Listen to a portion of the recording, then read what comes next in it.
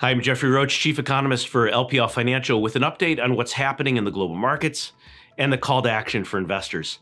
First, disinflation is broadening out. I'm showing my inflation dashboard, and the key takeaway here is you see a lot of green on the far right, which just means that the rate of inflation is slowing and across several sectors, including core services and rents specifically. Markets have responded favorably to the tame readings of June inflation, as softer inflation makes it easier for the Fed to begin cutting rates at the September meeting. Here are the details. Airfare prices fell 5% in June, despite healthy demand for travel. In another report, we know the number of travelers at airports recently hit another record.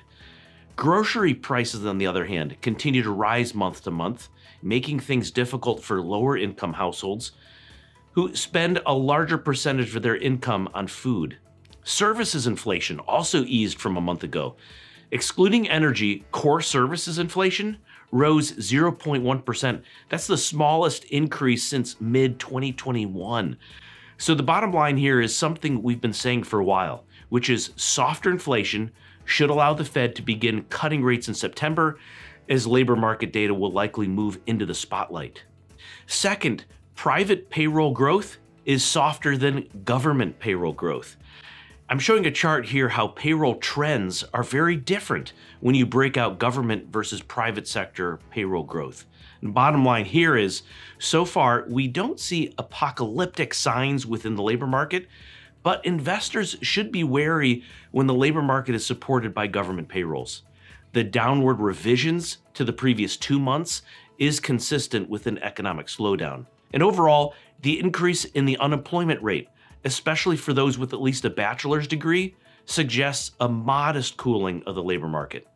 So, we should expect more rhetoric out of the Fed about labor market conditions and the importance of keeping policy appropriate for their dual mandate. Third, workers are becoming less likely to move from job to job. Quits rates can serve as a measure of a worker's willingness to leave a job and do something else. When the labor market was tight and job openings were unusually plentiful, quits rates were high, but that's no longer the case. In fact, some sectors have quit rates below historical averages, as you see in this chart. The churn in the leisure and hospitality sector is generally higher than other sectors, as restaurant and hotel workers, for example, are quicker to move to another job than workers in most other sectors. However, labor churn is decreasing overall as the economy slows. A lower quits rate implies workers are less confident about finding another job. However, churn in healthcare and social assistance is higher than average. Quits rates in healthcare jobs are still elevated. I think that's suggesting wages in this sector might have more upside to keep those workers happy. The churn in construction jobs is also higher than normal, as employers still find it difficult to keep workers on the payroll. Markets have a lot to digest in the coming months. Labor markets are nearing an inflection point, as some indicators suggest a slowdown in hiring. However, the U.S. equity market is entering the second half of this year with impressive momentum. Despite some signs of slowing economic growth, primarily on the consumer level, earnings remain impressive. In some sectors like healthcare, labor costs could increase in the near term, putting some pressure on profit margins. Now, the good news is easing inflation pressures point to a potential rate cut from the Fed later this year.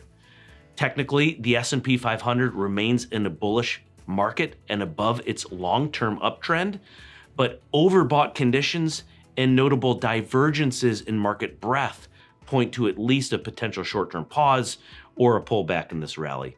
Now, seasonality data suggests dips should be bought, as the S&P 500 tends to finish higher in the second half, especially after a strong first half. Well, that's all for now. If you want more insights in global market trends, follow us on social media, and take care.